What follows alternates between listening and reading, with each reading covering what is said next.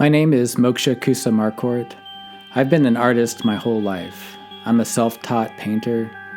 After a bit of struggle to find my own voice as an artist, I've realized that the next step in my evolution is to teach art and help others get in touch with their own healing creative spirit.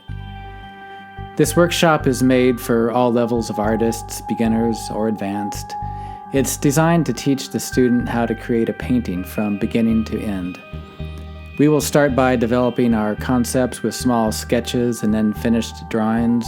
Then I'll walk you through the entire painting process from beginning to end. The theme, Patterns in Nature, was inspired by the limitless manifestations in nature of sacred geometry and unique creative expression. I feel that all living entities have a sense of creative expression, and they don't just simply evolve out of a sense of necessity, but also express artistry in the way that they evolve. I'm starting this series with the turtle shell simply because it's a fun but inspiring pattern with a lot of room for creative expression.